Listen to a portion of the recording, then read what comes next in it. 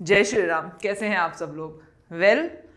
आज हम लोग कुछ ऐसा सीखने वाले हैं जो मैं हमेशा जब भी मैं कोई कुंडली देखती हूँ ना, मैं हमेशा एक चीज़ बोलती हूँ, ये आपके चार्ट की चाबी है। मतलब आप ये कर लो and everything will be fall in place. कुछ और ज़्यादा रेमेडी, ज़्यादा कुछ चीज़ें करने की ज़रूरत नहीं है। अगर आप इतना कर लोगे ना, इस प्लैनेट को देख लोगे ना, इस प्लैनेट के रिगार्डिंग सॉल्यूशंस कर लोगे ना, तो चाहे आपकी लाइफ में कुछ भी चल रहा हो, इधर उधर कैसे भी, सब चीज़ें अलाइन हो जाएंगी।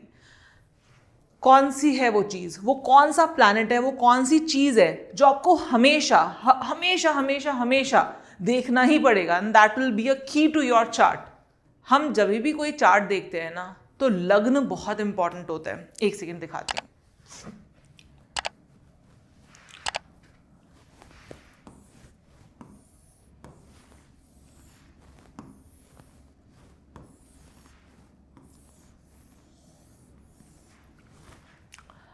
लग्न मतलब first house of your chart, पहला घर। अब पहले घर में मान लीजिए अगर किसी के पहले घर में चंद्रमा बैठा हुआ है, तो यहां पर हम क्या बोलेंगे कि देखो कुछ भी कर लो आप, इधर उधर कैसे भी, लेकिन जब तक आप अपने मून को यहां से नहीं, चंद्रमा को अगर आप यहां से नहीं देख रहे हो, चंद्रमा की उपाय नहीं कर रहे हो, या चंद्रमा को स्ट्रांग बनाने के लिए, या चंद्रमा को बैलेंस करने के लिए जब तक चीजें नहीं कर रहे हो ना, लाइफ इधर उधर भागेगी भागेगी। लाइफ में ऐसी प्रॉब्लम्स आएंगी ही आएंगी जिनको आप चाहकर भी सॉल्व नहीं कर पाओगे। अब आप बोलोगे मैम चंद्रमा यहाँ पर आ गया, तो चंद्रमा की क्या रेमेडी हो सकती है, चंद्रमा की क्या रेमेडी कर सकते हैं हम? रेमेडी नहीं होती, सिंपली यहाँ पर है चंद्रमा एज अ प्लैनेट। कोई प्लैनेट स्पेसिफिकली आपके लगन में आकर बैठ गया, that is the most most most important of, मतलब कुछ भी आप कर लेंगे, ये प्लैनेट को आप फॉगो नहीं कर सकते। चंद्रमा क्या दिखाता है? चंद्रमा आपकी माँ दिखाता है, आपकी मातृभूमि दिखाता है, चंद्रमा आपका पीस ऑफ माइंड दिखाता है, चंद्रमा आपका मन दिखाता है, चंद्रमा आपके इमोशंस दिखाता है। तो यहाँ पर आपको बहुत ज़्यादा you should be very careful about your emotions, about आपके मन में क्या चल रहा है। किसी के लिए जितना आपके मन में किसी के लिए नेगेटिव चलेगा, वो चीज़ें ऑटोमेटिकली रिफ्लेक्ट होंगी ही होंगी, आपकी लाइफ में रिफ्लेक्ट होंगी होंगी। आप उनको रोक नहीं सकते। मतलब आप बोलोगे, बहुत लोग होते हैं दूसरे लोगों के बारे में मन से खराब सोचते हैं, मन में बैर रखते हैं, मन में बेसिकली उनका सबका चंद्रमा फर्स्ट हाउस में नहीं होता ना, आपका है। अगर आपका फर्स्ट हाउस में चंद्रमा है तो आप ये देखेंगे जैसा आपका मन वैसा आपका तन। क्यों? क्योंकि फर्स्ट हाउस किसका है? लग्न क्या है बेसिकली? लग्न आपका शरीर है। तो जैसा आपका चंद्रमा, जैसा आपके इमोशंस, वैसे आपका शरीर। आपके इमोशंस खराब हुए, आप मेंटली परेशान हुए, आप मेंटली वीक हुए, या आपको इमोशनली कोई प्रेशर आया, स्ट्रेस आया, तुरंत आपकी बॉडी पे दिखाई देगा। That is for the sure, for the sure. ये हो नहीं सकता कि आपके मन में कोई कलेश चल रहा हो और वो कलेश आपकी बॉडी पर ना दिखाई दे। That is the power of single planet in your first house, चंद्रमा।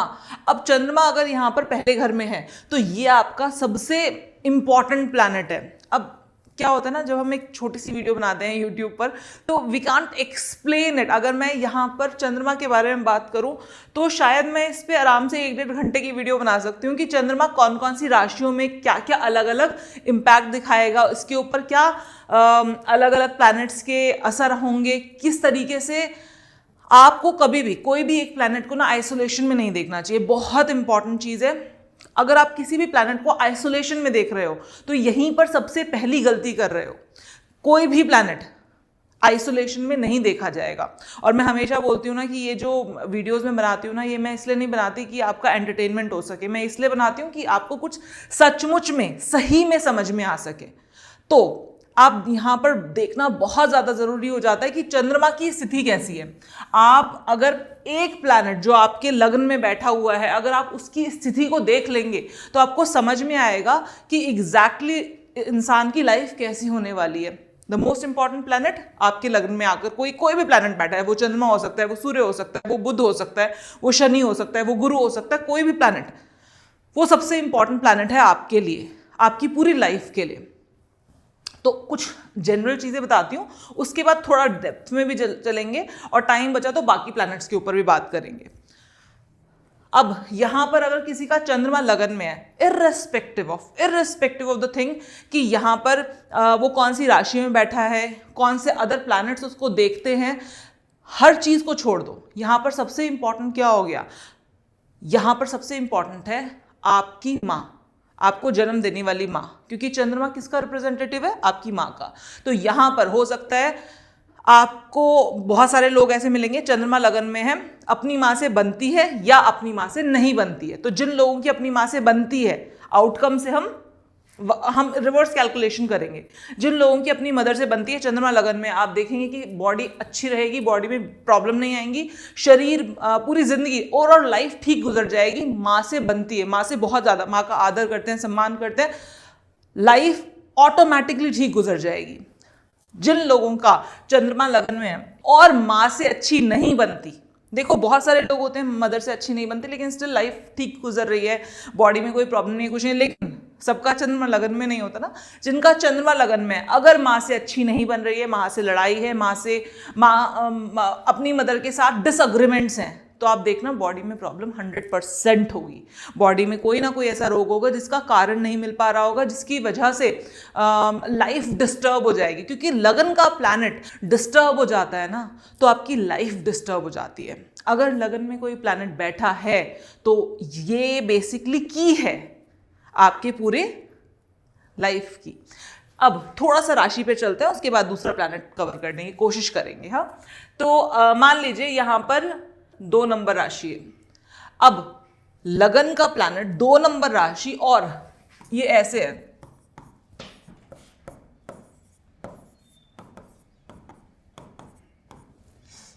यहां पर, और यहां पर मान लीजिए जुपिटर बैठा है। जुपिटर एस्पेक्ट कर रहा है चंद्रमा को और चंद्रमा एग्जॉल्टेड होकर लगन में बैठा है।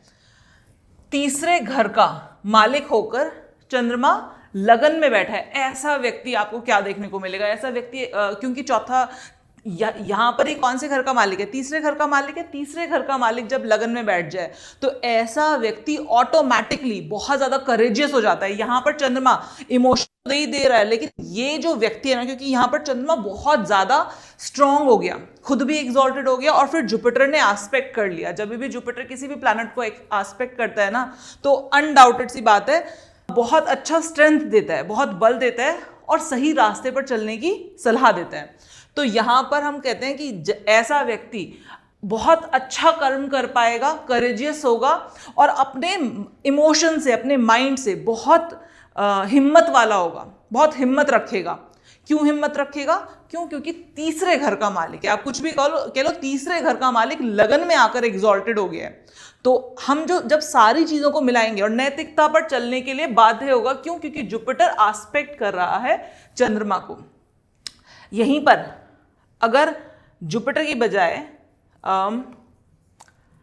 मैं कहूं सैटर्न बैठे होते और सैटर्न एस्पेक्ट कर रहे होते चंद्रमा को, तब क्या होता? ये व्यक्ति कहीं ना कहीं अपने इमोशंस को लेकर डिस्टर्ब्ड फील करता है। क्योंकि जब शनि चंद्रमा को देखते हैं तो कहीं ना कहीं बहुत डेप्थ दे देते हैं आपके इमोशंस के अंदर, और इतने डेप्थ आपके इमोशंस के अंदर जाने की वजह से आप एक चीज को इतना डीपली सोचते हो, इतना डीपली सोचते हो कि कुछ भी कह लो, आपको कई बार बहुत डेप्थ में जाने की वजह से डिप्रेसिव फील होने लग जाता है। कुछ ऐसे कर्म करना चाहता है ये व्यक्ति जो कि ना पूरे होने की वजह से डिप्रेसिव नोड में जा सकता था। तो सिंपल सी बात है, द मोमेंट आपने देखा किसी का एस्पेक्ट बदला तो पूरा का पूरा प्रेडिक्शन बदल दिया। वही कुंडली है, वही सारी चीजें हैं, बस यहां पर मैंने एस्पेक्ट चेंज कर दिया। क्या हो गया? अब यहां पर एस्पेक्ट चेंज होते ही फल चेंज हो जाएगा।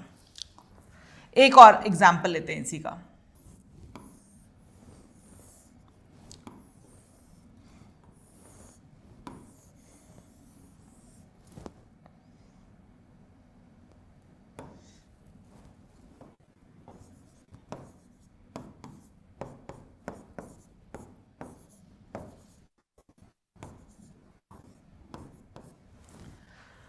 यहां देखते हैं,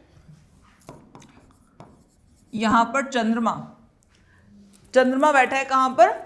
लगन में। सेम चंद्रमा लगन की बात कर रहे हैं, लेकिन पिछले वाले केस में चंद्रमा क्या था? एग्जॉल्टेड था और तीसरे घर का मालिक था। तीसरे घर का मालिक लगन में बैठा था। अब की बार यहां पर चंद्रमा क्या है, डेबिलिटेटेड है, नीच का है, लेकिन कौन से घर का मालिक है, 9th हाउस का लॉर्ड है, नीच का है लेकिन 9th हाउस का लॉर्ड है, भाग्य कारक प्लैनेट है। भाग्य कारक प्लैनेट चंद्रमा नीच का होकर लगन में आकर बैठ गया। अब यहां से हम रिजल्ट कैसे कैलकुलेट करेंगे, सिंपल सी बात है। एक चीज हमेशा ध्यान रखो, उस पर्टिकुलर प्लैनेट को डिपार्टमेंट कौन सा मिला है। हमेशा ना जब भी आप चार्ट पढ़ें तो एक चीज बहुत क्लियरली दिमाग में रखो कि प्लैनेट अपने आप में रोल प्ले करता है। जैसे कि मान लीजिए मेरा जो पढ़ाने का तरीका है, एक है मेरा पढ़ाने का तरीका और एक है मेरा पढ़ाने का विषय, दो अलग अलग चीजें हैं। अब मैं, आप सबको पता है कि मैं एस्ट्रोलॉजी पढ़ाने से पहले सीए के बच्चों को पढ़ाती थी। I am a qualified chartered accountant, तो आईसीआई में मैं लॉ पढ़ाती थी। तो मेरा पढ़ाने का जो तरीका है ना, the way of my teaching will remain the same, क्योंकि मैं जो व्यक्ति हूं, मैं अपना तरीका नहीं बदल सकती। जिस तरीके से मैं आपको यहां पढ़ा रही हूं ना, with all the examples, with all the stories and all, मैं वही एग्जैक्टली, मेरा तरीका नहीं बदल सकता। मैं उसी तरीके से, उसी लय में, उसी टोन में बात करूंगी जिस टोन में मैं बात करती हूं, क्योंकि मेरा एक पर्सनल फीचर है। तो चंद्रमा का जो पर्सनल फीचर है कि चंद्रमा इमोशनल है, चंद्रमा चंचल है, चंद्रमा अप्स एंड डाउन्स लेकर आता है, चंद्रमा का फीचर है। चंद्रमा का फीचर नहीं बदलेगा, चंद्रमा का जो मेन कैरेक्टर है वो तो वही रहेगा। लेकिन यहां पर हमें दूसरा पार्ट पर हमें क्या देखना पड़ेगा कि उसका विषय क्या है। जैसे कि मैंने आपको बताया कि जब मैं सीए के बच्चों को पढ़ाती थी तो मेरा विषय क्या था, मैं लॉ पढ़ाती थी, ठीक है। तो मैं जो नॉलेज दे रही थी वो किसकी थी, लॉ की नॉलेज थी। लेकिन अभी मेरा विषय क्या है, आज मेरा विषय क्या है, आज मेरा विषय है एस्ट्रोलॉजी। तो अगर आज मैं पढ़ा रही हूं तो मैं आज क्या पढ़ा रही हूं, एस्ट्रोलॉजी, मेरा डिपार्टमेंट एस्ट्रोलॉजी का है। तो उसी तरीके से अगर आप देखोगे तो आपने जो पहला वाला एग्जाम्पल देखा उसमें क्या था, उसमें चंद्रमा तो वही है, वो अपना जो काम है वो उसका तरीका वही रहेगा, लेकिन उसका डिपार्टमेंट बदल गया। पहले वाले एग्जाम्पल में चंद्रमा को मिला था 3rd हाउस का डिपार्टमेंट, तीसरे घर का डिपार्टमेंट।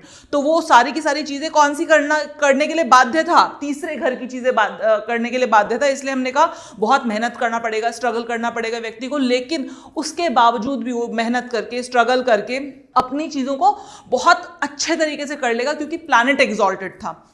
यहां पर हमने कहा ये इसको अब की बार चंद्रमा को कौन सा डिपार्टमेंट मिला है, 9th हाउस। 9th हाउस किसका है, हमारे 9th हाउस क्या है, 9th हाउस हमारे भाग्य का है, 9th हाउस हमारे पिता का है, 9th house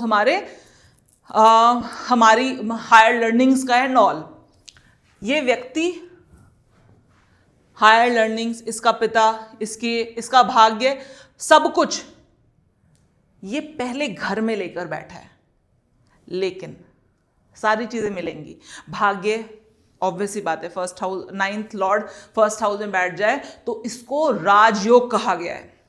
mind my word, एक चीज बता रही हूं आपको, 9th हाउस का लॉर्ड 1st हाउस में आकर बैठ जाए, 5th हाउस का लॉर्ड 1st हाउस में आके बैठ जाए, 1st हाउस का लॉर्ड 5th हाउस में बैठ जाए, 1st हाउस का लॉर्ड 9th हाउस में बैठ जाए, या 5th हाउस का लॉर्ड 9th हाउस में, 9th हाउस का लॉर्ड 5th हाउस में बैठ जाए। ये सारा का सारा जो ट्राइन का एक्सचेंज होते हैं, इनको हम क्या बोलते हैं, राजयोग कहते हैं। लेकिन राजयोग तो है, लेकिन आप यहां पर ये देखोगे कि 9th हाउस का लॉर्ड 1st हाउस में जाकर बैठ गया, मान लिया, लेकिन इसको एनवायरमेंट कैसा मिला है, इज इट हैप्पी, क्या ये खुश है, डेबिलिटेटेड है, नीच का है। इसका मतलब संघर्ष करना पड़ेगा। संघर्ष, जब भी कोई भी प्लैनेट जब नीच का होकर बैठ जाए तो अब उस प्लैनेट से रिलेटेड आपको संघर्ष करने के बाद मिलेंगी चीजें, हाथ में रखा हुआ नहीं मिलेगा। जैसे कि हमारे प्रधानमंत्री जी नरेंद्र मोदी, आपने उनका चार्ट अगर देखा होगा तो आप देखोगे कि चंद्रमा स्कॉर्पियो राशि में लगन में बैठा है। चंद्रमा स्कॉर्पियो राशि में लगन में बैठा है, बहुत अच्छा, आप कह सकते हो कि भाग्य बहुत अच्छा है। लेकिन क्या वो भाग्य है, किसी ने उनको प्लेट पर रखकर सर्व कर दिया कि लो जी कल से आप प्रधानमंत्री हो, नहीं। अगर आप थोड़ा बहुत भी जानते हो उनके बारे में तो आपको पता चलेगा कि हाँ, किस तरीके से बहुत रूट लेवल पर जाकर, बहुत ग्राउंड लेवल पर जाकर, बहुत मेहनत करके, स्टेप बाय स्टेप कर व्यक्ति ने अपना स्थान बनाया। और आज की डेट में दुनिया की सबसे बड़ी डेमोक्रेटिक कंट्री के प्राइम मिनिस्टर है। खैर हम उनका चार्ट एनालिसिस नहीं कर रहे, मैं आपको सिर्फ इतना बता रही हूं कि चंद्रमा ऑल दो it's a very good combination कि चंद्र 9th हाउस का लॉर्ड 1st हाउस में बैठ गया, राजयोग तो है, लेकिन क्या वो राजयोग आराम से, मतलब वो आराम से फलित हो जाएगा? क्या वो ऐसा है कि भाई चलो जवाहरलाल नेहरू जी की पुत्री थी इंदिरा गांधी जी, बिना किसी एफर्ट के गद्दी मिल गई, या फिर राजीव गांधी इंदिरा गांधी के बेटे थे, बिना एफर्ट के मिल गया? तो बिना एफर्ट के नहीं देता कभी भी। कोई भी जो डेबिलिटेटेड प्लैनेट होते हैं ना, वो बिना एफर्ट के नहीं देते हैं, एफर्ट लगाना पड़ता है उस चीज को करने के लिए। तो यहां पर भाग्य उजागर करने के लिए कोई भी व्यक्ति जो स्कॉर्पियो लगन का है, चंद्रमा लगन में बैठा है, तो 9वें घर का मालिक, अब डिपार्टमेंट, चंद्रमा का डिपार्टमेंट क्या है? चंद्रमा का डिपार्टमेंट है आपको भाग्य का, चंद्रमा का डिपार्टमेंट है आपको हायर लर्निंग्स का, कुछ अच्छी बहुत बढ़िया लर्निंग देने का, धर्म कर्म का, इन ऑल सब का, लेकिन वो डेबिलिटेटेड हो गया है, रफ पैच में बैठा है, अनकंफर्टेबल स्थिति में बैठा है। मेहनत करनी पड़ेगी, बिना मेहनत करे नहीं होगा, लेकिन देगा वैसे ही, क्योंकि पैटर्न, चंद्रमा अपना पैटर्न नहीं बदलेगा, उसका जो तरीका है वो देगा वैसे ही, लेकिन अब की बार देगा भाग्य। पिछली बार वाले केस में क्या दे रहा था? मेहनत, लेकिन वो मेहनत करने में भी आपको सपोर्ट मिल रहा था, क्योंकि उस टाइम पर हमने देखा था कि चंद्रमा क्या था? एग्जॉल्टेड था। Getting my point? शायद मैंने अच्छे से एक्सप्लेन करने की कोशिश की है, एक बार और दोबारा से देखना, अगर ना समझ में आया हो तो दोबारा से इस वीडियो को देखना। फिर कई बार क्या होता है, हम एक बार देखते हैं हमें नहीं क्लियर होता, हम दोबारा देखते हैं तो हमें वो चीज़ें समझ में आती हैं जो पिछली बार हमारा दिमाग ऐसे स्किप कर गया होता है। ठीक है, अच्छा सुनो ध्यान से, यहां पर एक चीज़ और देखने वाली है, और डेबिलिटेटेड और एग्जॉल्टेड में एक चीज़ और देखने वाली होती है। जब आप सिंपली कहते हो कि चंद्रमा डेबिलिटेटेड है, चंद्रमा डेबिलिटेटेड है, हाँ चंद्रमा डेबिलिटेटेड है, लेकिन अगर इस केस में मंगल की स्थिति अच्छी हुई, मान लो मंगल यहां बैठा, अब मंगल क्यों बोल रही हूं? क्योंकि 8वीं राशि का मालिक कौन है? मंगल। मंगल बैठा हुआ कैप्रिकॉर्न राशि में, मंगल उच्च का हो जाता है, तो अगर इसका डिस्पोजिटर, कोई भी प्लैनेट अगर उसका डिस्पोजिटर उच्च का हो जाता है, तो ये डेबिलिटेशन को भंग करता है। मतलब आपको दिक्कतें तो आएंगी, तकलीफें तो आएंगी, लेकिन उसके बावजूद भी you will going to win. या तो मार्स क्या हो जाए, अगर चंद्रमा डेबिलिटेटेड है तो या तो मार्स क्या हो जाए, मार्स हो जाए एग्जॉल्टेड राशि वाइज, या मार्स हो जाए एग्जॉल्टेड यहां पर दिग्बली प्लस एग्जॉल्टेड हाउस वाइज। तो कहीं ना कहीं व्यक्ति को जितनी मर्जी दिक्कतें आए, दिक्कतें जरूर आएंगी, क्योंकि भाग्य का स्वामी नीच का हो गया है, लेकिन लगन में बैठ गया, लगन से संबंध बना लिया, तो ऐसा व्यक्ति बहुत जुझारू होगा, बहुत मेहनत करेगा, बहुत ज्यादा, मतलब टायरलेसली काम कर सकता है, टायरलेसली काम करेगा। अगर ये सिचुएशन बनती है तो टायरलेसली काम करेगा और finally achieve what he deserve, what he actually deserve. तो दिस इज द थिंग कि जब आप कोई भी चार्ट देखते हो ना, तो आपको ये बहुत जरूरी होता है, आपको ये देखना कि इसके लगन में क्या बैठा है। अभी चलिए चंद्रमा में बहुत सारी बात हो गई, इनफैक्ट अगर हम चाहें तो चंद्रमा के ऊपर खत्म नहीं होता है चंद्रमा, लेकिन चाहें तो इसके ऊपर 4-5 घंटे और बात कर सकते हैं, लेकिन मैं चाह रही हूं कि ज्यादा से ज्यादा प्लैनेट्स कवर करें इस वीडियो में। चंद्रमा हो गया, समझ में आया? रोल, डिपार्टमेंट और पोजीशन, 3 चीजें बड़ा इंपॉर्टेंट है। कोई भी प्लैनेट देखते हो ना, आप उसका रोल देखो, उसका रोल, उसका डिपार्टमेंट, उसका अपना खुद का कैरेक्टर और उसका एनवायरनमेंट, उसको एनवायरनमेंट कैसा मिला है। ठीक है, ये 4 चीजें देखना बड़ा जरूरी है। जैसे ही आपने ये 4 चीजें देख ली, उसके बाद 5वीं चीज आती है एस्पेक्ट। उसके ऊपर किसका एस्पेक्ट, मतलब उसके ऊपर किसका साथ है, उसके साथ कौन है, कौन उसको देख रहा है। आप कई बार हम देखते ना कि यार चलो मेरे से तो ये काम हो नहीं रहा, लेकिन ये पर्टिकुलर व्यक्ति मेरे साथ है, मुझे देख रहा है, तो अगर मैं कहीं पर भी गलती करूंगी या मुझे कहीं पर सपोर्ट की जरूरत होगी ना, तो ये दे देगा। जैसे कि अगर चंद्रमा यहां पर है और जुपिटर यहां पर है, तो क्या होगा, चंद्रमा को सपोर्ट किसका मिल रहा है, क्योंकि जुपिटर अपनी 7वीं दृष्टि से चंद्रमा को देख रहा है, तो ये पोजीशन और भी ज्यादा सुंदर बन जाएगी। समझ में आ रहा है?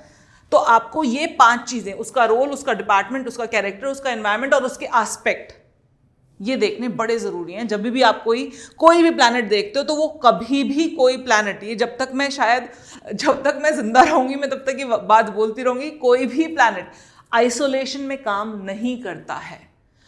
हमेशा हमेशा हमेशा प्लैनेट्स दूसरे चीज़ों के गुण धर्म लेकर, कलर्स लेकर काम करते हैं। कोई प्लैनेट आइसोलेशन में काम नहीं करता है।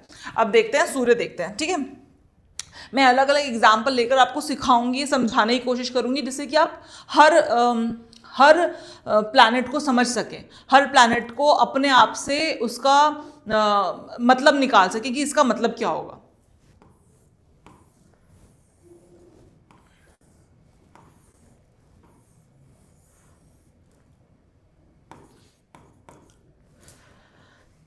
अब सबसे पहली बात, किसी के चार्ट में सबसे पहले घर में सूर्य बैठा है, देखो तो इसका मतलब सूर्य सबसे ज्यादा इंपॉर्टेंट हो गया। और दूसरी चीज, सन, यहां पर सबसे पहले घर में सन क्या माना जाता है? हाउस वाइज एग्जॉल्टेड माना जाता है। हाउस वाइज एग्जॉल्टेड क्यों? क्योंकि सन एरीज में एग्जॉल्टेड होता है, तो हाउस वाइज हम कहते हैं कि सूर्य पहले घर में उच्च का माना गया। तो हम सबसे पहले तो सारी चीजें, उच्च का, नीच का, ये सारी चीजें छोड़ दें। हम सबसे पहले उस जो प्लैनेट है ना, उस प्लैनेट के बारे में बात करें। जैसे कि मैंने जब चंद्रमा बैठा था पहले घर में, तो मैंने चंद्रमा के बेसिक गुण धर्म के बारे में बात की। तो यहां पर हम क्या बात करें? ये व्यक्ति जिसके पहले घर में सूर्य बैठा है, सूर्य इसकी लाइफ की वो चाबी है जिससे इसकी लाइफ रन होगी। The most important planet in the chart will be sun. क्यों? क्योंकि सूर्य पहले घर में आकर बैठ गया। तो अब यहां पर सन अगर सबसे पहले घर में आकर बैठा हुआ है, तो सबसे पहले मैंने कहा था ना, अगर मैं पढ़ा रही हूं या फिर की पर्सन मैं हूं, तो आपको पहले मुझे पड़ेगा कि मेरा नेचर क्या है। तो आपको सबसे पहले, अगर की पर्सन यहां पर कौन है? सन, तो आपको सबसे पहले देखना पड़ेगा सन का नेचर क्या है। क्योंकि सन कहीं पर भी बैठे अपना इनहेरेंट नेचर थोड़ी ना छोड़ देगा। उसको कोई भी डिपार्टमेंट में लाओ, इस कुंडली में उसको कोई भी डिपार्टमेंट में लाओ, लेकिन वो अपना इनहेरेंट नेचर थोड़ी ना छोड़ देगा। यहां पर अगर सूर्य पहले घर में आकर बैठा है, तो ऑब्वियस ही बात है, सन का सबसे पहली बात है नेचर क्या है? सन का नेचर है किसी की नहीं सुननी है, मैं राजा हूं, मुझे कोई आदेश नहीं दे सकता, मैं सबको आदेश दे सकता हूं, सब लोग मेरी सुने, और मैं जनरली क्या, मैं हमेशा ही सही होता हूं। सन जनरली अगर आप देखो, फर्स्ट हाउस में आपको किसी के दिखाई देता है, लगन में आपको दिखाई देता है, तो शायद वो अपनी ईगो देख पाए या ना देख पाए, लेकिन आप जरूर, उसके आसपास वाले जरूर उसकी ईगो देख पाएंगे। ईगो कह लो या बहुत हाई सेल्फ रिस्पेक्ट, कि मैं हूं, मैं ये काम कैसे कर दूं, ये काम मेरे लायक नहीं है।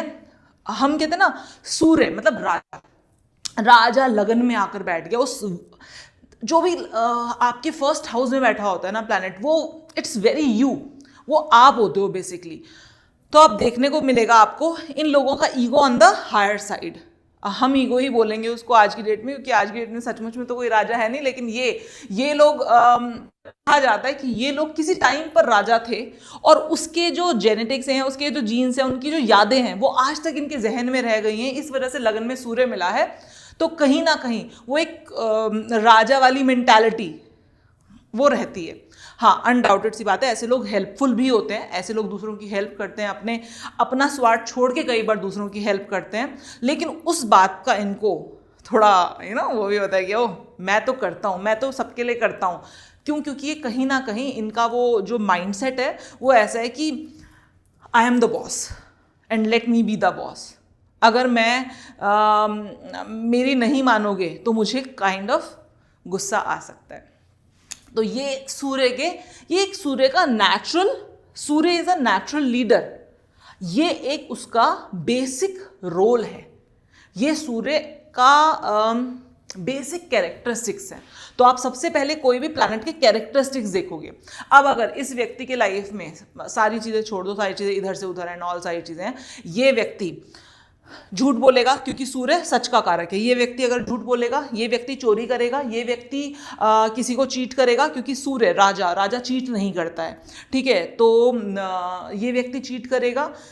अगर ये व्यक्ति अपने पिता के साथ खराब वाणी में बात करेगा, अपने पिता के साथ अच्छे संबंध नहीं रखेगा, इन सारी चीज़ों में से कुछ भी व्यक्ति करता हुआ दिखाई दे, तो आप समझ लेना इस इंसान की लाइफ में प्रॉब्लम्स आनी ही आनी है, इसको कोई भी रेमेडी बाहर नहीं निकाल सकती। मैंने ये जो पूरा लेक्चर है ना, मैंने एक पॉइंट से स्टार्ट किया था कि कौन सा ऐसा प्लैनेट है या कौन सी ऐसी रेमेडी है जो आपको इररिस्पेक्टिव ऑफ आपका कौन सा दशा चल रहा है, आपका कौन सा टाइम चल रहा है, आपको कौन सी प्रॉब्लम आ रही है लाइफ में, irrespective of anything you have to clear this. आपको जब तक ये प्लैनेट नहीं समझ में आएगा, जब तक आप इस प्लैनेट के कारक तत्वों को नहीं समझ लोगे, जब तक आप इस प्लैनेट को ठीक नहीं कर लोगे, इररिस्पेक्टिव ऑफ एनी दशा, आपका लाइफ का प्रॉब्लम सॉर्ट नहीं होना है।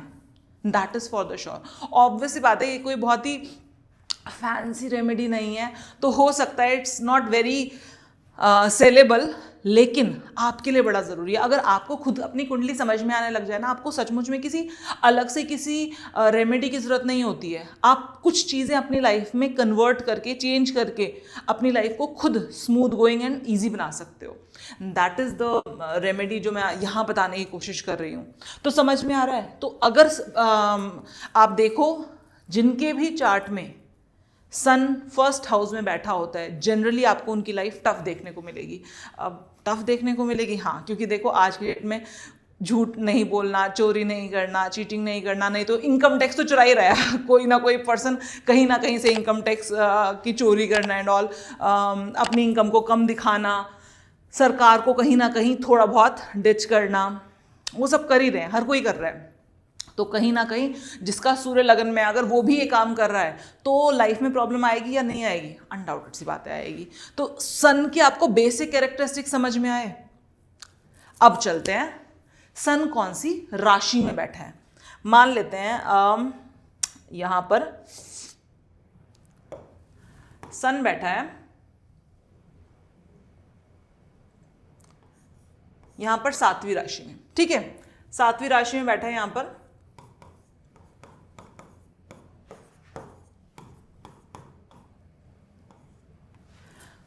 ग्यारहवें घर का मालिक कहां बैठा है? जाकर पहले घर में बैठा है। पहले तो आपने देख लिया कि इसके गुण धर्म क्या है, फिर आपने देखा इसको कौन सा, मैंने कहा ना सेकंड हाफ क्या देखोगे, इसको कौन सा डिपार्टमेंट मिला है। तो इस चार्ट में, लिब्रा लगन वाले चार्ट में, सूर्य को क्या डिपार्टमेंट दिया गया है? सूर्य को डिपार्टमेंट दिया गया है 11th हाउस का, इसके गेन्स का, इसके फ्रेंड सर्कल्स का, इसका सोशल सर्कल, जो इसके आसपास के लोग हैं उनका। तो यहां पर आप क्या बोलोगे? ऐसे व्यक्ति को हमेशा कहा जाएगा कि आप अपने आसपास के लोगों में, अपने कम से कम अपने इर्द गिर्द लोगों में, जो आपके सोशल सर्कल है, उसमें एटलीस्ट चीटिंग नहीं करोगे, उसमें एटलीस्ट झूठ नहीं बोलोगे। क्यों? क्योंकि जैसे ही आपने अपने आसपास के लोगों के साथ झूठ बोला, चीटिंग की, तो आपके गेन्स में, क्योंकि 11th हाउस गेन्स का भी है, आपके गेन्स में आपको दिक्कत देखने को मिलेगी। यहां पर आप देखोगे कि 11th हाउस का लॉर्ड जब फर्स्ट हाउस में चला जाता है, ऐसा व्यक्ति गेन्स की तरफ भागने के लिए, लाभ की कहाँ लाभ होगा, उसकी दृष्टि सिर्फ ये रहती है कि लाभ कहाँ से हो जाएगा, किस जगह से लाभ हो जाएगा। सिर्फ लाभ के पीछे, अपने गेन्स के पीछे, अपने प्रॉफिट्स के पीछे कुछ ज़्यादा ही पागलों की तरह भागने लग जाता है। लेकिन क्योंकि यहाँ पर सन क्या है, यहाँ पर सन यहाँ पर नीच का हो गया है, तो क्या इसको लाभ मिल पाएंगे लाइफ में या नहीं मिल पाएंगे? गेन्स मिल पाएंगे? इसकी इच्छा पूर्ति हो पाएगी कि नहीं हो पाएगी? क्योंकि इच्छाओं का जो, इच्छा पूर्ति का जो लॉर्ड है वो फर्स्ट हाउस में आकर बैठ गया। तो इसका वेरी बीइंग, इसका सेल्फ किसके लिए आतुर है? केवल किसके लिए आतुर है? सिर्फ और सिर्फ इसकी इच्छाएं बहुत ज्यादा होंगी, लेकिन क्या वो इसकी इच्छाएं पूरी हो पाएंगी? सबसे पहले तो देखो सन कौन से एनवायरनमेंट में बैठा है। क्या एनवायरनमेंट लेकर बैठा है सन? सन एनवायरनमेंट लेकर बैठा है एक ऐसा जो उसको पसंद नहीं है, स्ट्रगलसम। सन नीच का है, सूर्य यहां पर नीच का है। होंगी कि नहीं होंगी डिपेंड करता है इसका डिस्पोजिटर कैसा रोल प्ले कर रहा है। अगर शुक्र यहां पर अच्छा बली होकर बैठा है, मान लीजिए शुक्र यहां पर, मैं ये कहती हूं कि 6ठे घर में बैठा है, बली हो गया यहां पर शुक्र, तो कहीं ना कहीं ये कॉम्पीट करके, कंपटीशन करके, किसी भी तरीके से कंपीट करके अपनी इच्छाएं पूरी कर लेगा। इनफैक्ट अगर शुक्र यहां की बजाय मैं कहती हूं शुक्र यहां पर भी बैठा है, शुक्र को यहां पर क्या मिल जाता है, शुक्र को यहां पर दिग्बल मिल जाता है, तो भी ये व्यक्ति अपनी इच्छाएं पूरी कर लेगा। शुक्र अगर अपनी मूल त्रिकोण राशि में यहीं आकर बैठ जाए, मान ले यहीं आकर बैठ जाए, तो भी यहां पर सूर्य का जो नीचता है उसको नीच भंग माना जाएगा। Is that clear? समझ में आ रहा है आपको कि किस तरीके से आप अपना मोस्ट इंपॉर्टेंट प्लैनेट और उसको किस तरीके से देखेंगे। और उसके बाद सबसे इंपॉर्टेंट चीज है एस्पेक्ट। यहां पर एस्पेक्ट किसका है? मान लीजिए यहां पर सैटर्न का एस्पेक्ट है, सन का विरोधी प्लैनेट सैटर्न, जो कि उसको एस्पेक्ट कर रहा है, तो कहीं ना कहीं ऑल्दो दो नीच प्लैनेट अगर एक दूसरे को आपस में देख लें तो नीच भंग योग बना देते हैं। यहाँ पर सैटर्न एरीज में है तो नीच हो गया, सन यहाँ पर लिब्रा में है तो नीच हो गया। तो इस तरीके से दोनों तरीके से इसको नीच भंग योग मिल रहा है। लेकिन सैटर्न अपने गुणधर्म नहीं छोड़ेगा। जब भी सैटर्न किसी को देखता है तो कोई भी रिजल्ट सैटर्न ईजिली नहीं देता। सैटर्न हमेशा ना रिजल्ट्स को क्या करता है, डिले करता है। तो मिलेंगी चीजें, मिलेंगी, गेन्स होंगे, इच्छा पूरी होंगी, सारी चीजें होंगी, लेकिन उसके बावजूद सैटर्न देख रहा है। तो सैटर्न देख रहा है तो क्या होगा? सैटर्न देख रहा है तो देर से होगा, मेहनत करने के बाद होगा।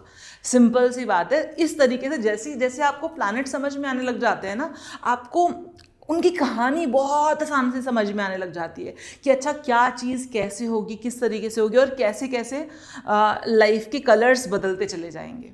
ठीक है, आइए दूसरा देखते हैं। जुपिटर। अगर किसी के पहले घर में जुपिटर आ गया, सबसे पहली चीज जुपिटर अगर पहले घर में आ गया तो जुपिटर क्या होता है ना, जुपिटर यहाँ पर इसको दिग्बल मिल जाता है। दिग्बल मतलब डायरेक्शनल स्ट्रेंथ मिल जाती है। जुपिटर फर्स्ट हाउस में, जुपिटर और मरकरी दोनों को फर्स्ट हाउस में दिग्बल मिलता है। उसी तरीके से जैसे वीनस और चंद्रमा को, शुक्र और चंद्रमा को चौथे घर में, सन और मार्स को 10वें घर में और सैटर्न को 7वें घर में। ये दिग्बली होते हैं यहाँ पर ये प्लैनेट्स, अगर किसी को दिग्बली का मतलब ना पता हो तो। यहां पर अगर मान लीजिए पहले घर में जुपिटर आ गया तो सबसे पहले क्या देखोगे, मैं फ्लो चेंज नहीं कर रही हूं, जैसे कि आपको दिमाग में ये ना हो कि भाई कि ये तो फ्लो चेंज हो गया, अभी समझने में दिक्कत आ रही है। फ्लो वही रहेगा। सबसे पहले क्या देखोगे, उस पर्टिकुलर प्लैनेट के कैरेक्टरिस्टिक्स देखोगे। जुपिटर क्या देता है आपको? जुपिटर विजडम देता है, जुपिटर नॉलेज देता है, जुपिटर आपकी नैतिकता है, जुपिटर आपका हायर नॉलेज है जो कि आप पढ़ के नहीं सीख सकते हो। जैसे मरकरी कौन सी नॉलेज है जो आप पढ़ के सीख सकते हो, जो आप किताबों में से देख के सीख सकते हो। लेकिन जुपिटर कैसी नॉलेज है जो आपको दैवीय कृपा से आती है।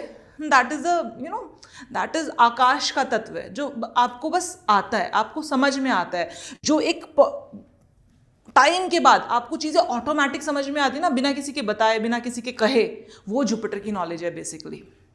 जैसे कि एक व्यक्ति हो सकता है 95 ईयर्स का, हो सकता है वो पढ़ा लिखा ना हो, लेकिन अगर वो कोई बात अपने एक्सपीरियंस के साथ कह रहा है ना, तो हो सकता है जो एक बहुत जबरदस्त पढ़ा लिखा आदमी जो अभी पढ़कर आया है, मरकरी वाला आदमी जो अभी किताबों में से पढ़कर आया है कुछ, हो सकता है उसका जो एक्सपीरियंस के साथ वो व्यक्ति अपनी इंट्यूशन से बोल रहा है, दैट इज विजडम, वो जो जुपिटर से आ रही है। और जो किताबों की नॉलेज है, जो पढ़ाई है, वो मरकरी से आ रही है। तो जुपिटर क्या है? जुपिटर यहाँ पर हम ये कहते हैं कि ये जो व्यक्ति का ऑटोमेटिकली नेचर होगा वो कैसा होगा?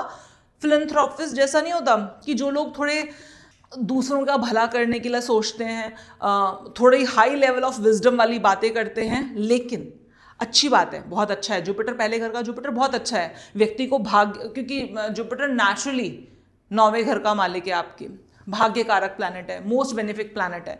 तो जब पहले घर में जुपिटर आकर बैठता है तो अनडाउटेडली बिना किसी अपवाद के ये आपको भाग्य का सहारा देता है, क्योंकि इसका बेसिक कैरेक्टरिस्टिक ही ये है कि आपको भाग्य का सहारा देगा, आपको नॉलेज देगा, आपको विजडम देगा, आपको ज्ञान देगा।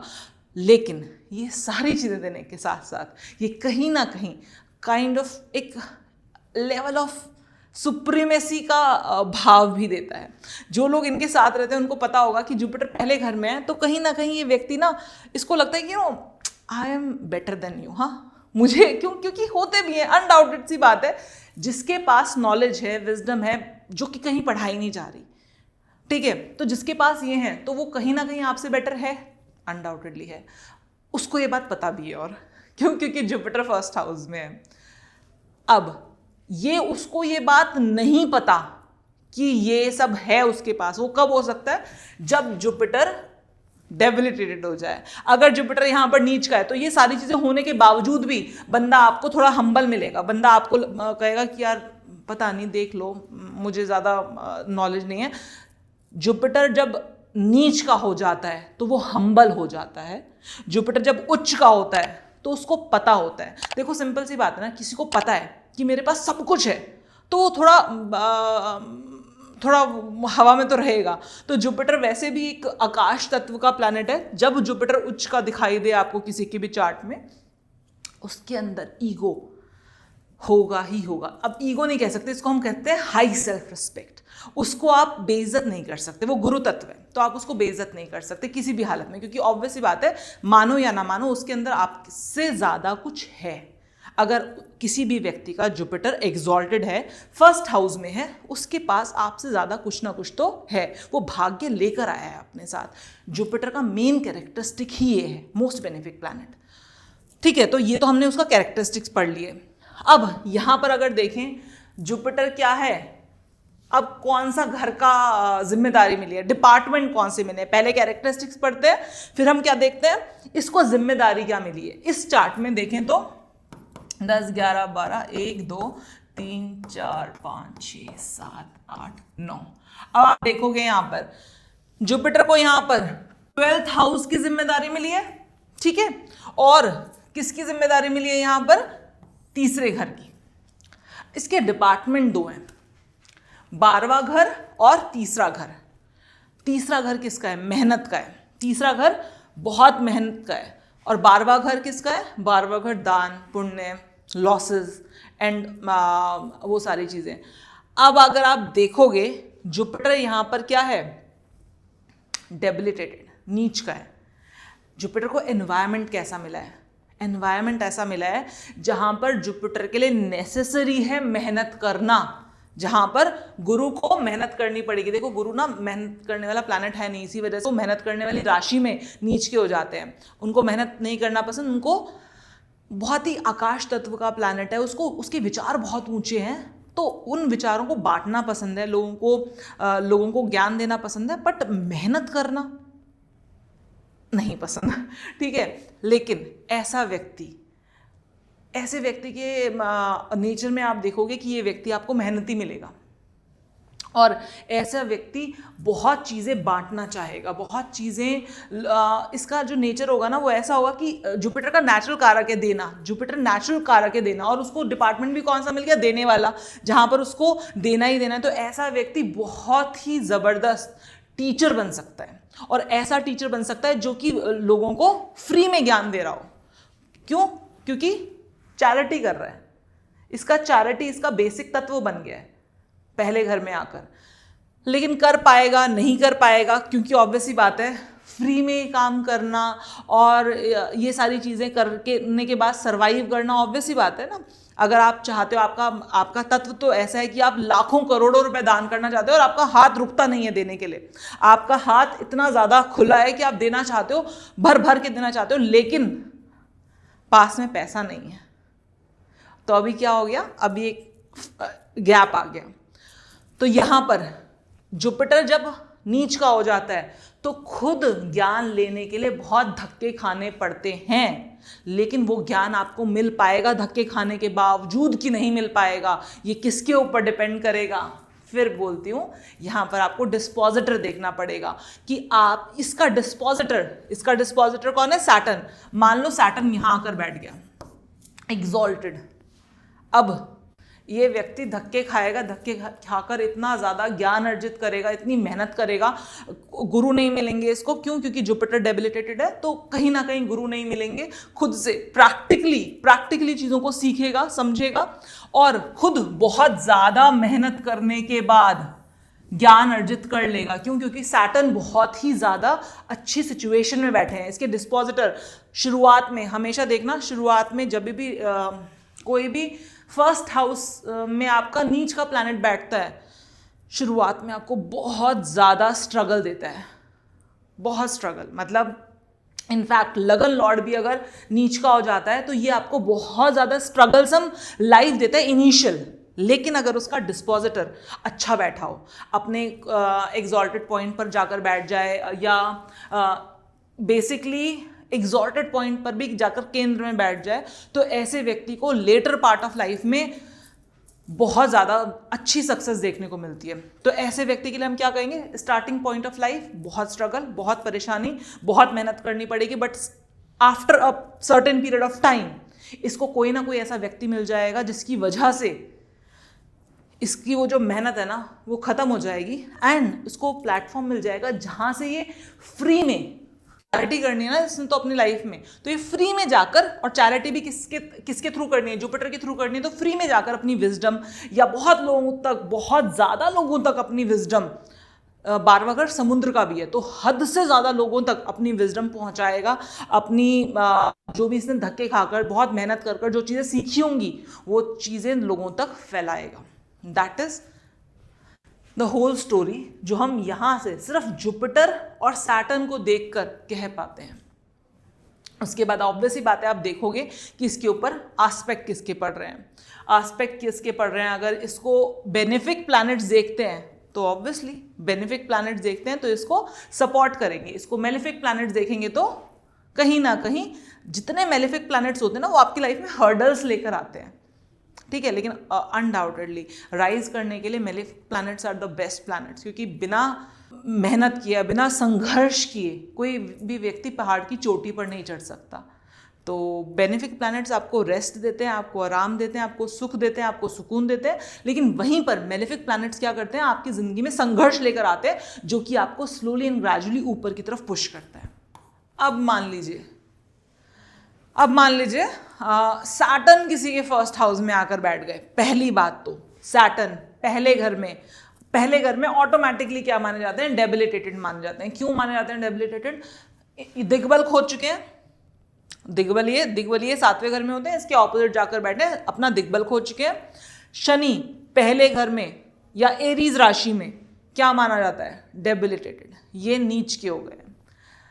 शनि जब, ये सारी चीज़ें तो बाद में देखेंगे, पर सबसे पहले जो हमारा पैटर्न है पढ़ने का, मतलब जिसको देखते देखते आप बाकी सारे प्लैनेट्स को भी डिकोड कर पाएंगे। सबसे पहले क्या देखोगे आप, सबसे पहले आप उस प्लैनेट का नेचर देखोगे, उसके कारक तत्व देखोगे। तो शनि के क्या कारक तत्व हैं? बहुत अच्छा है, बहुत प्यार से देता है चीज़ें, बहुत आराम से प्लेट में रख के आपको बोलेगा लो खा लो। ऐसा होता है? नहीं होता ना। शनि है, शनि का मतलब ही, शनि सिनोनिम है हार्डवर्क का, शनि सिनोनिम है डिले का, शनि सिनोनिम है धैर्य का, पेशेंस का। लगे रहो लगे रहो लगे रहो लगे रहो लगे रहो, मिलेगा। अभी मत सोचो, मिलेगा मिलेगा मिलेगा ज़रूर, टेम्परेरी नहीं मिलेगा, परमानेंट मिलेगा, लेकिन आज किया कल मिल जाएगा। सॉरी हाँ, ऐसा नहीं सोचना। ये सैटर्न के लिए सबसे ज़्यादा, सैटर्न लग्न में है, सैटर्न लग्न में, मैं इनफैक्ट मैं कई बार बोल चुकी हूँ इस बात के बारे में। एक कॉमेडियन है, जाकिर खान नाम है उनका, क्या, या जहीर खान है, जो भी है, जाकिर खान है आई बिलीव, ठीक है। तो उनका मैंने एक वो देख रही थी, उनका एक छोटा सा रील देख रही थी मैं, मेरे सामने आया। उन्होंने कहा कि जब आपको ये शर्ट चाहिए ना तो दुनिया ऐसी है कि आपको वो शर्ट देगी नहीं, और जब आप आगे चलोगे, बहुत साल बीत जाएंगे, तो आपको लगेगा कि अरे वो शर्ट तो इतनी ज़रूरी भी नहीं थी, क्योंकि आगे कोई कोट आपका, बहुत शानदार सा कोट आपका इंतजार कर रहा था, और वो शर्ट तो इतनी ज़रूरी भी नहीं थी जिसके लिए आप इतने मरे जा रहे थे, इतने पागल हो रहे थे। दैट इज़ द थिंग जो मुझे लगता है कि सैटर्न जब पहले घर में होता है तो वो बेसिकली यही चीज़ है। आज अगर आपको ये शर्ट चाहिए ना तो दुनिया इतनी हरामजादी कि आज तो पक्का नहीं मिलेगी, और कल तुमको पता चलेगा कि शर्ट उतनी जरूरी थी भी नहीं, क्योंकि उससे बेहतर कोई सूट आपका इंतजार कर रहा है।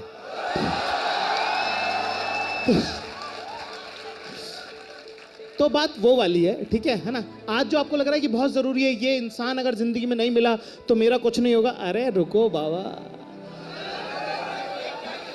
ये तो अभी शुरुआत है, ठीक है। आगे आगे देखो अभी होता है क्या। पेशेंस का मतलब क्या होता है?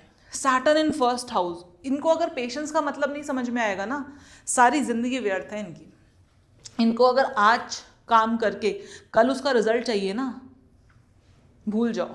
इनको जिंदगी शुरुआत से सिखाती ही ये है कि किस तरीके से लगे रहो लगे रहो लगे रहो लगे रहो, लेकिन देंगे जरूर। मतलब मैंने कहा ना, हर हर हर चार्ट की एक चाबी है, हर कुंडली की एक चाबी है। तो इनकी चाबी क्या है? इनकी चाबी है हार्डवर्क, इनकी चाबी है पेशेंस। पेशेंटली, बिना एक्सपेक्ट किए, शांति से, पूरी दृढ़ निष्ठा के साथ, पूरी अपनी एनर्जी के साथ आप काम करते रहें करते रहें करते रहें करते रहें करते रहें करते रहें और करते रहें। लेकिन एक टाइम पर जब आपको मिलेगा ना, वो ऐसा होगा कि वो ऑर्डिनरी शर्ट नहीं होगी, फिर वो बहुत बढ़िया, बहुत प्रीमियम लेवल का कोट होगा। And that is my whole philosophy about Saturn. Delay है बट डिनायल नहीं है, बट समटाइम्स डिनायल भी होता है, वो मैं बताऊंगी कब डिनायल होता है। लेकिन सैटर्न का फिलॉसफी है कि अगर सैटर्न लगन में है और आप हार्डवर्क से डर रहे हैं, तो प्लीज़ कोई भी रेमेडी, कोई भी चीज़ जो ये बहा दो, वो बहा दो, ये पहन लो अपने हाथ में, चलो ये पहन लो, ये सब सपोर्ट करते हैं, ये सब सपोर्ट करते हैं, लेकिन ये हमारी किस्मत नहीं बदलते हैं। किस्मत हमारे कर्म बदलते हैं। और शनि लगन कर्म से नहीं डर सकता। और अगर कर्म से डर रहे हो तो कोई एस्ट्रोलॉजर, कोई भी व्यक्ति आपकी जिंदगी को चेंज नहीं कर सकता। सैटर्न लग्न में, तो सबसे पहले समझ में आया, सैटर्न का मतलब समझ में आया, और आपके तो लगन में आकर बैठ गया, the most important planet in your chart. अब यहां पर हम देखेंगे सैटर्न को रोल क्या मिले हैं। मान लीजिए यहां पर 7, 8, 9, 10, 11, 12, 1, 2, 3, 4, 5, 6। यहां पर सैटर्न को रोल मिला है डिपार्टमेंट। सैटर्न को जो डिपार्टमेंट मिला है चौथे घर और पांचवें घर का। मैंने आपको बताया था पांचवें घर का प्लैनेट, पांचवें घर का लॉर्ड जो हो वो जाकर बैठ जाए पहले घर में। चौथे घर का लॉर्ड बैठा है पहले घर में, पांचवें घर का लॉर्ड बैठा है पहले घर में। तो ये पांचवें घर का लॉर्ड बैठ जाना पहले घर में राजयोग बनाता है। लेकिन ये राजयोग क्या होगा? क्या इस व्यक्ति को जीवन में बहुत जल्दी बहुत ज़्यादा अच्छी सक्सेस मिल जाएगी? बिल्कुल भी नहीं। शुरुआत की चीज़ मत भूलो। कोई भी व्यक्ति है, उसको कोई भी डिपार्टमेंट, जैसे कि मैं आज एस्ट्रोलॉजी पढ़ा रही हूँ, लेकिन मेरा स्टाइल ऑफ टीचिंग नहीं बदल सकता। चाहे मैं लॉ पढ़ाऊँ, चाहे मैं अकाउंट्स पढ़ाऊँ, चाहे मैं एस्ट्रोलॉजी पढ़ाऊँ, चाहे मैं न्यूमरोलॉजी पढ़ाऊँ, but my style of teaching will remain the same. तो सैटर्न को कोई से भी डिपार्टमेंट मिल जाए, लेकिन उसका style of giving will remain the same, है ना? तो यहां पर आप ये कह सकते हो राजयोग है, मिलेगा, बहुत कुछ मिलेगा, बहुत ज्यादा मिलेगा। दूसरों का कंपैरिजन नहीं होगा, मतलब दूसरों से आप कंपेयर भी नहीं कर पाओगे इस चीज को, इतना मिलेगा। लेकिन एक एज के बाद और बहुत स्ट्रगल करने के बाद, बहुत मेहनत करने के बाद, हार्डवर्क करने के बाद मिलेगा। इसके पूर्व पुण्य के कर्म भी तब फलित होंगे जब ये मेहनत करेगा। इसको घर, चौथे घर के जो सारे एलिमेंट्स हैं, इसको घर, बड़ा घर, बड़ी गाड़ी, बहुत अच्छा मान सम्मान, पीस, मेंटल पीस, सब कुछ कब मिलेगा? जब ये बहुत ज़्यादा मेहनत करेगा। क्या ये कर पाएगा? हाँ, ये कर पाएगा। क्यों? क्योंकि सैटर्न कहाँ पर है? सैटर्न को ज़मीन अच्छी मिली है, इसके लिए लाइफ ईजी होगी। इसके लिए life in comparison to other people जो सैटर्न लगन में लेकर बैठे हैं, उनके कंपैरिजन में इसकी लाइफ ईजी होगी, बशर्ते इसका डिस्पोजिटर खराब ना हो जाए। देखो, जब डिस्पोजिटर खराब हो जाता है ना, तो प्रॉब्लम आती है। तो इसका डिस्पोजिटर, अगर यहां पर इसका डिस्पोजिटर भी मान लो अच्छा बैठा है, इसका डिस्पोजिटर भी हम यहां पर क्या कहते हैं, शुक्र है, और शुक्र यहां पर 12वें घर में नहीं है, क्योंकि शुक्र 12वें घर में यहां पर क्या हो जाएगा? नीच के हो जाएंगे। शुक्र 12वें घर में यहां पर नीच के हो जाएंगे। तो शुक्र यहां पर, मान लीजिए शुक्र यहीं पर बैठे हैं, तो क्या हो गया? बहुत बढ़िया। इसे कहते हैं कंप्लीट प्योरली राजयोग। जो बाकी सैटर्न लगन वाले 40 साल में करेंगे, वो ये 20 साल में कर लेगा, बट मेहनत करनी पड़ेगी। ऐसा नहीं कह सकते कि मेहनत नहीं करनी पड़ेगी। सैटर्न लगन में आपको बहुत मेहनत करनी पड़ती है, ह्यूमिलिएशन भी सहना पड़ता है, क्योंकि सैटर्न बताता है, देखो life is not all good good good good. Life में सैटर्न आपको एक्सपीरियंसेस देता है। सैटर्न कहता है जहाँ बड़ाई है ना, वहाँ पर ह्यूमिलिएशन भी है। तो पहले आप ह्यूमिलिएशन देखो कैसा होता है, तब आपको जो आपका फेम है, आपका नाम है, फिर आपको उसका मज़ा आएगा। जब तक कड़वा नहीं चखा ना, तब तक मीठे का पता नहीं चल पाएगा। तो मैं मीठा दूंगा, बट आफ्टर आपको कड़वा चखाने के बाद दूंगा मीठा। तो सिंपल सी बात है, यहाँ पर अच्छा हो जाएगा। लेकिन अगर मान लो ऐसा चार्ट नहीं है, चार्ट ऐसा है,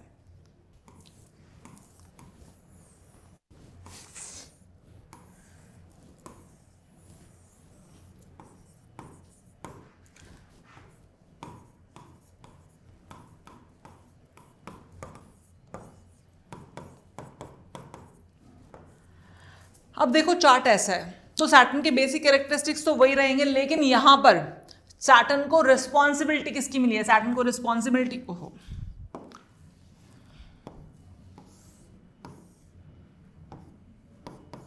सैटर्न को रिस्पॉन्सिबिलिटी मिली है इन दोनों घरों की, 10वें घर की जो उसका खुद का घर है, और 11वें घर की जो उसका अपना खुद का घर है। तो आपके कर्म की और आपको कर्म का फल देने की, आप कर्म करते हो और कर्म का फल कहां से मिलता है? आपकी इच्छा पूरी कहां से होती है? 11वें घर की। तो आपको दोनों की रिस्पॉन्सिबिलिटी, डिपार्टमेंट, अब यहां पर 10th हाउस और 11th हाउस डिपार्टमेंट है सैटर्न के, लेकिन सैटर्न यहां पर नीच का होकर बैठ गया लगन में।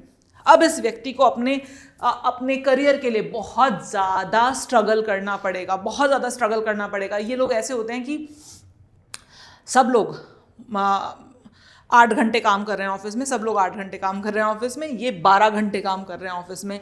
प्रमोशन उनका हो रहा है जो 8 घंटे काम कर रहे हैं, 12 घंटे काम कर रहे हैं, इनका प्रमोशन नहीं हो पा रहा, इनको एग्जैक्टली इनको रिजल्ट नहीं मिल पा रहा। क्यों नहीं मिल पा रहा? क्योंकि जो प्लैनेट है वो क्या हो गया? डेबिलिटेटेड। यहां पर डेबिलिटेटेड प्लैनेट आपसे बहुत मेहनत कराता है, बहुत ज्यादा मेहनत कराता है। और आप देखना सैटर्न इन एरीज, डेबिलिटेटेड सैटर्न चाहे कहीं पर भी बैठा हो, व्यक्ति बहुत मेहनत करता है। सैटर्न लिब्रा वाला इतनी मेहनत नहीं करता जितना सैटर्न एरीज वाला मेहनत करता है, नॉन स्टॉप लगातार मेहनत करता है। लेकिन इसको इसकी मेहनत का फल मिलेगा कि नहीं मिलेगा, डिपेंड करता है मार्स की पोजीशन के ऊपर, कि इतनी मेहनत करने के बावजूद भी लास्ट में ये सक्सेसफुल होगा कि नहीं होगा। अगर मान लो मार्स यहां आकर बैठ गया, इसका डिस्पोजिटर है मार्स 10th हाउस में आकर बैठ गया, 10वीं राशि में आकर बैठ गया, अनडाउटेडली आप लिख कर दे दो इस व्यक्ति को कि तुम्हें 100% रिजल्ट मिलेगा ही मिलेगा अपनी मेहनत का। सारी बात छोड़ो, मार्स यहां आकर बैठ गया अपने इसके साथ।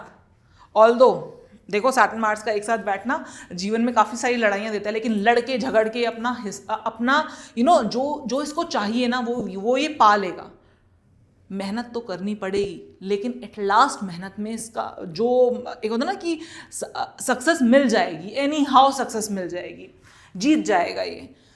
जुपिटर देख लें यहाँ से, वीनस देख लें यहाँ से, कोई भी बेनिफिक प्लैनेट देख लें यहाँ से, ये ही will going to win, he will going to win. ठीक है, ऑल्दो मैं चाहूँ तो मैं घंटों इनके बारे में बात कर सकती हूँ। अभी तो मैंने बहुत छोटा आपको एक सूत्र दिया है। इन सारे चीज़ों को अपने चार्ट पर, अपने आसपास वालों के चार्ट पर, अपने फैमिलीज़ के चार्ट पर लगा कर देखें। कोई प्रॉब्लम आती है, कुछ आता है तो कमेंट करें, मैं आपको कोशिश करूँगी कि मैं रिप्लाई करूँ। हाँ, कमेंट में ना ऐसे क्वेश्चन मत पूछना मेरा डेट ऑफ बर्थ ये बताओ जी, नहीं। अगर आपको सचमुच में सीखना है, आप सचमुच में सीख के कुछ ऑब्जर्वेशन निकाल रहे हैं, या आपको लग रहा है कि हाँ ये सारी चीज़ें तो यहाँ पर इस वाले चार्ट में फिट हो रही हैं, वो आप बता सकते हो, अपने एक्सपीरियंसेस बता सकते हो, अपना शेयरिंग कर सकते हो। कुछ नहीं समझ में आ रहा वो जेन्युइनली वो पूछ सकते हो। तो मैं कोशिश करूँगी कि मैं रिप्लाई करूँ, और अब तो मैं बहुत कोशिश करती हूँ, मैं टाइम निकालती हूँ कि एग्जैक्टली मैं कमेंट्स की रिप्लाई करूँ। ठीक है, तो आप पूछ सकते हो, मैं बताऊँगी। लेकिन हाँ, फिर वही वाली बात, मैं उन चीज़ों की रिप्लाई नहीं करूँगी कि मेरा डेट ऑफ बर्थ ये है, बताओ जी मेरे बारे में। सॉरी, आप यहाँ पर मैं टाइम निकालती हूँ, आती हूँ ये बताने के लिए, सिखाने के लिए कि आप खुद से अपना चार्ट देखने के लिए केपेबल हो जाओ। आपको अगर मैं ही बता दूँगी तो क्या फ़ायदा होगा, आप सीख नहीं पाओगे। और फिर मैंने बोला ये चैनल एंटरटेनमेंट के लिए नहीं है, ये चैनल सिर्फ उन लोगों के लिए जो सचमुच में एस्ट्रोलॉजी सीखना चाहते हैं। ठीक है जी, चलिए जी, जय श्री राम।